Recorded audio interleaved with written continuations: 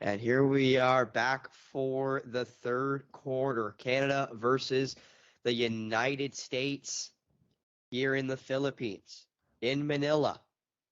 Games don't get much bigger than this, Kajan. Bronze medal, Canada, United States. Canada shooting 56% from three after 2 quarters of play. And not only that, Cage, they've played really well against this American side. They have not got out rebounded too badly by this bigger American team. And clearly the halftime break did not cool cool off Dylan Brooks, who starts off the second half with a layup.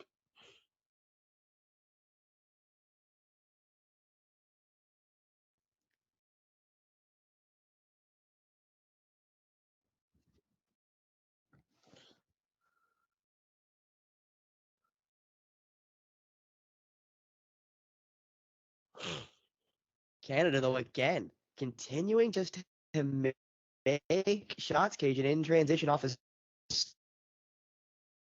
steals here as Brooks gives it up to SGA. The two best players for Team Canada, playing like two best players from Team Canada.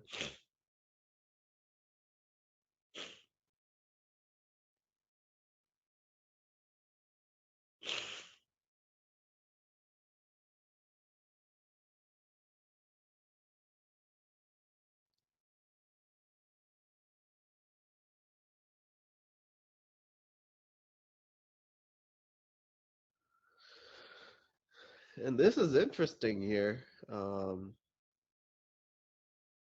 don't know where you're at, Spencer, because of like the buffering.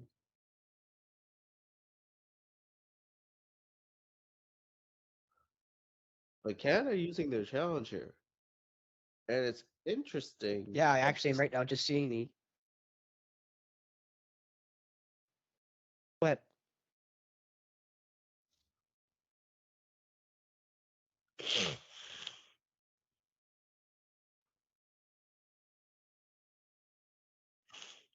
that's one of those calls where it's too close to tell whether it went off of SGA or not.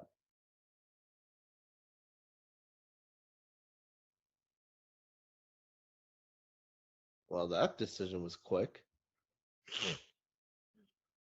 well, Cage, normally there are review teams at these types of tournaments. So obviously the Canadian review team was like, "Hey, Jordy, we think we can win this one. Let's use our challenge now.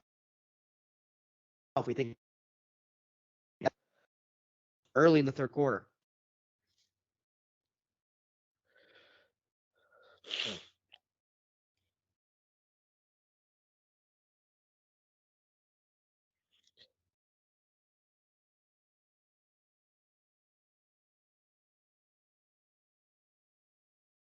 Something that I But did Canada not think I does. would Go ahead, Cage.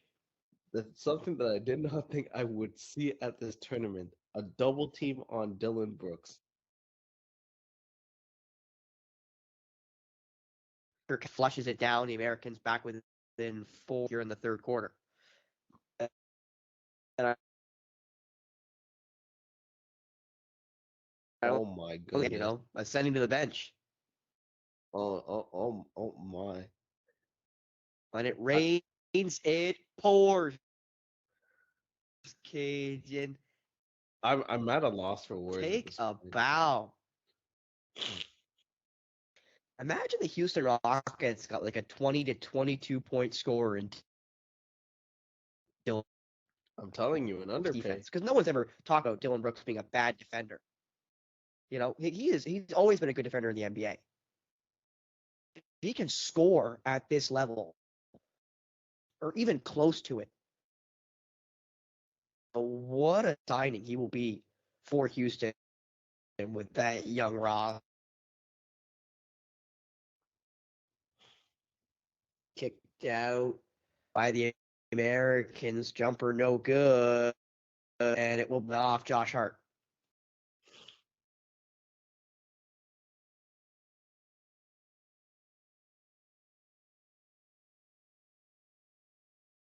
Say my Wi-Fi is working. It's rather slowly right now, which is kind of today. But regardless, I'm just happy to be able to bring you this one somewhat live after not being able to give you the semifinal against Serbia because of my Wi-Fi outages. And I also want to mention Bridges will now go to the line for the N1.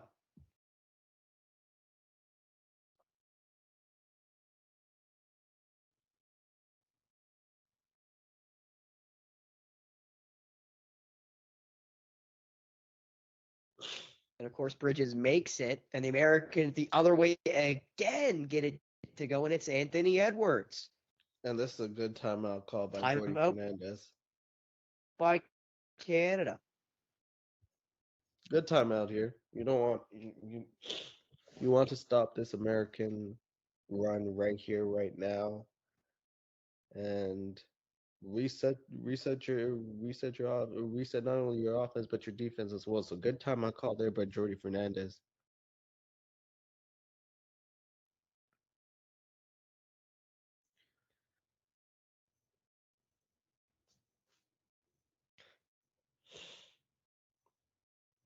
To your point, Cage, and it is a real call, especially when you think about that this game right now is still only by 2, but they're still up, and they're still not getting killed in the glass. Obviously, the taller bigs of the U.S. like Walker Kessler, etc., but with them being short bodies too, you got to think that this game, as we get to the fourth quarter, is going to start slanting in favor of Canada. Especially with the lack of depth from USA right now, with them missing 3 players due to illness.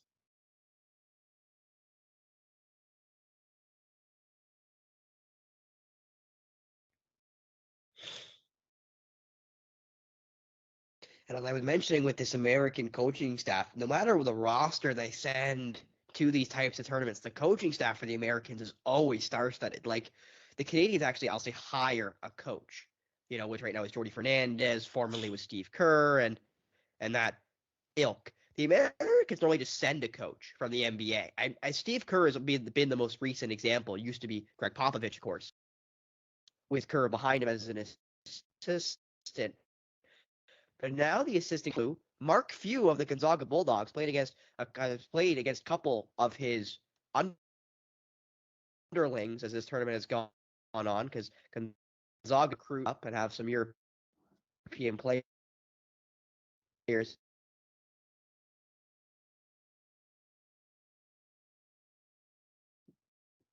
we've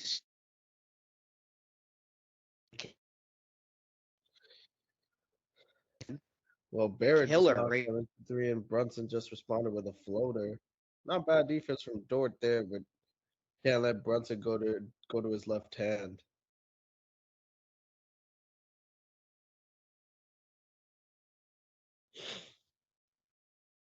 You definitely can't. As again, my stream is buffering, so Cage will be my eyes and ears for now. There was a foul on Josh Hart, and Canada still with possession.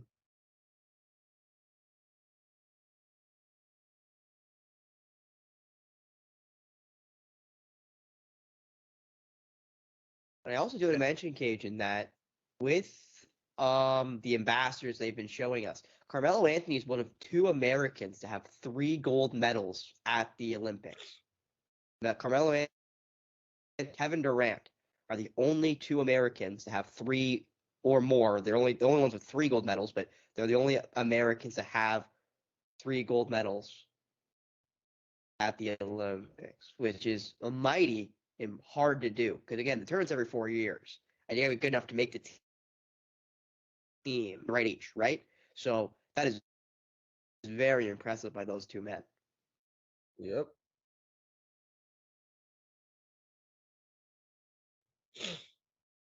And Anthony Edwards and SGA are starting to perk up a bit. Edwards knocking down that 3, and it's back to a 2-point game in favor of Team Canada with SGA.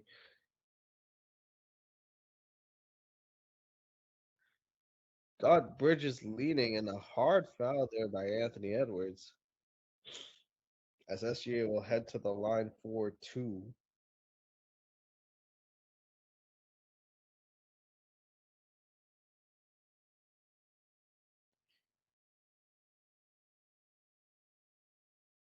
I was trying to think of the last assistant Kajan, and how can I forget? It's Eric Spoelstra of course, the Miami Heat. So it is a coaching staff of Steve Kerr, Tyronn Lue, Eric Spoelstra, and Mark Few. Talk about a Damn. group that know their stuff. Yeah, the Americans always a group of coaches. It used to be Popovich and Coach K from Duke, but now it is Steve Kerr, Tyronn Lue, of course, the Clippers, Miami Heat, Eric Spoelstra, and then Gonzaga. They have a college coach in there, which I do appreciate because, you know, college coaches, I'm not going to say they're as good as NBA coaches, but they're different from NBA coaches because of well, obviously with the recruiting and having full autonomy of team, NBA, and, you know, to college teams, you may have one guy, you know, play in the NBA. In the NBA, you've got 15 guys who play in the NBA, right? So, you know, it's just kind of the margins are a lot different from college coaching to the NBA coaching, which is why it's so hard to make that trade for a lot of guys, which we've seen great college coaches not make it at the NBA level. You know, John Calipari, Rick Pitino, you know, just to name a few. And that's a three for McKinnon within one. And now SGA may have just gone three of his own the hard way as he gets the layup and the foul. And we're having a chance to push that lead right back up to four. We've seen this throughout the Walker tournament. The Kessler, the third quarter has Auburn. always been SGA's quarter, and it's ringing true today as he knocks down the free throw.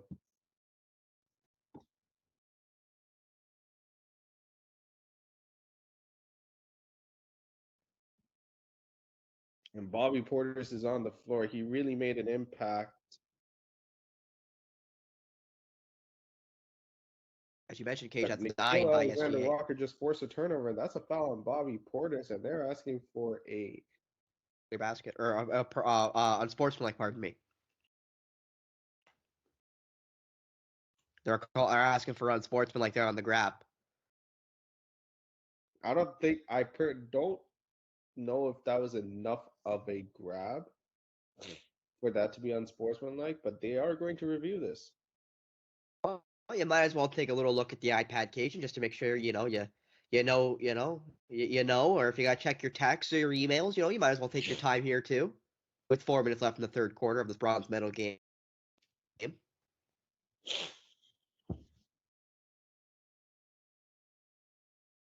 You know, never really know when you're getting texted by the, you know, your significant other or what have you. So, of course. Mm-hmm. There's a little bit of a grab there as Nikhil Alexander Walker is trying to complete that steal and go the other way. I think it's important to know that they have a foul, common foul. So it's going to take a conclusive evidence you to confirm this to be a sportsmanlike, which is automatic ejection, just like 5 fouls is an automatic. And they do call it an Is you no unsportsmanlike longer foul. eligible. And Spencer, I guess that little grab, Cage. Go ahead. I guess that grab warranted an unsportsmanlike foul. So it's 2 free throws in the ball back.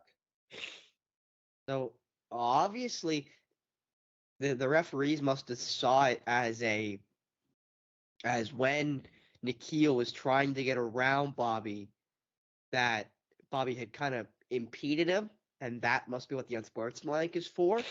But again, that's where the FIBA rules are different. They are. They're very different.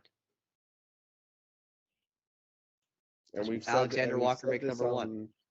We've said this on episode 11 of Polar Opposites that we love we've grown to love the FIBA game more so than the NBA game. We adore the FIBA rule set. For me, it's a lot more like college ball, Cage, and I love college ball. They play 40 minutes. College ball's 2 halves of 20. Here it is obviously 4 quarters of 10. But for me, I definitely prefer this rule set. Brooks right at the end of the shot clock takes us kind of fading back 3 and just couldn't get that one to go hit the front of the rim. So now Edwards, other end, right through Olynyk, and he'll get the foul against the big man. Now, if Olynyk was a little bit straight up, you could argue that could have been a charge. And mind you, that was Brooks' first miss from behind the arc, and I don't think it was because of Brooks. He just had to get it off at the end of the shot clock.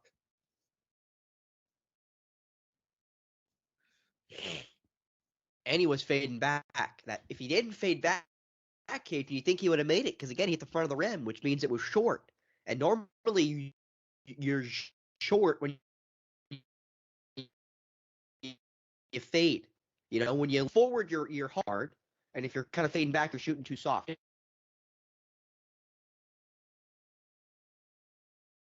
You got to put more power into it, type of thing. So, in fist the way long if you're fading backwards.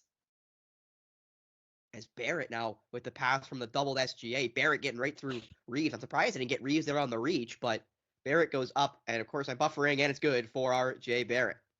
Of course, it's with that left hand. Do you want to mention Jalen Brunson and R.J. Barrett teammates on the New York Knicks, and I'll also say Josh Hart teammates on the New York Knicks. Lots of New York Knickerbockers in this game. You like to use government names. I like to use full names of sports teams. And the threes just keep falling for Team Canada. It's Olynyk now from behind the arc. Yes, it is. Canada has been electric from behind the arc, Cage. And then Bobby Portis on the other end. Again, Canada shooting 52% from 3. Both teams shooting over 60% from the floor. These two teams are playing at an absolute, just rapid pace. And I like that sequence of officiating from these refs. No call on that drive from R.J. Barrett, but a no call on that drive from Austin Reeves. So they're letting them play. But in fairness to Olynyk didn't really hit him. Olynyk was going to contest, and then as Olynyk kind of stepped forward as Dylan Brooks went, I'll take a nice drink of water and probably show back up here at the start of the fourth quarter as we got about 2 minutes left here in this quarter.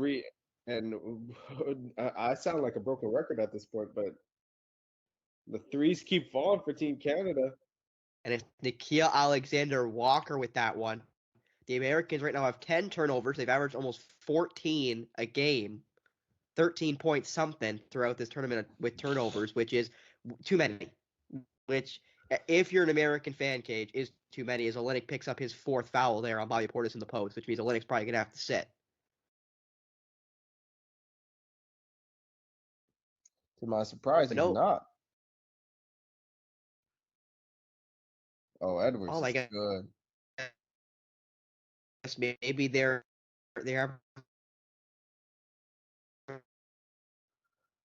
some confidence in Zach Edey.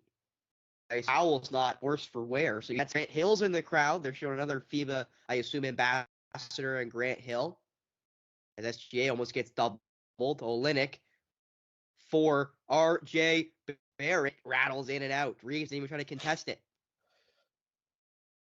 Surprised the Americans are letting the Canadians shoot right now, Cage, as Johnson can't get it to go. And who got the foul there? Fernandez kind of drops his hands in anguish.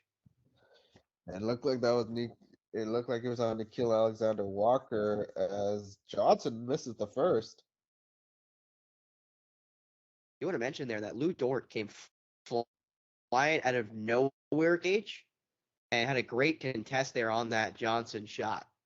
And that's a big empty possession there for the United States as he missed both, and that comes back to haunt them as SGA gets it done from the mid range, and the 9 point game for Team Canada with a minute five left, I'm and a a little behind you, turnover for Cage. the United States.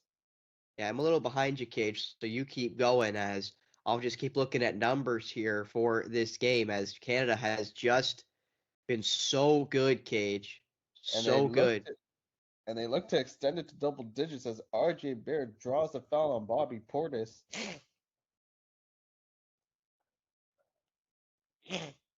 And I do want to mention this, Cajun. If, if well, with right now this third quarter, it's their second 30-point quarter of the game.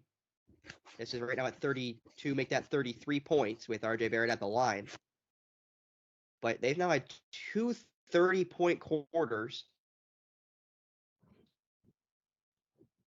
in, But in this game. but it doesn't surprise me. It doesn't surprise me because one, they're playing the United States, and two, their styles of play are similar. And you know, with their styles of play, not a Yes, they lot of both want to play defense fast. can play. As Barrett knocks See, down both free throws, and it's an 11-point game, which I think is the big Cage, is I gotta be honest here. I what's believe you're up. right. It is the biggest lead for Canada, one of the biggest. But as much as I'm so happy with this Canadian performance, and there's so many positives we've seen, and they're not holding the ball so well, they're not getting killed inside right now, which they've been all tournament. Where was this against Serbia? Like Serbia basically did this to Canada. They set up and killed them inside a lot better than the Americans have, but they played really fast too, Cage. They killed them in transition. Throughout that game did Serbia in the semifinal. You know, Well, and did here's not the come out on the right with the right result in that one.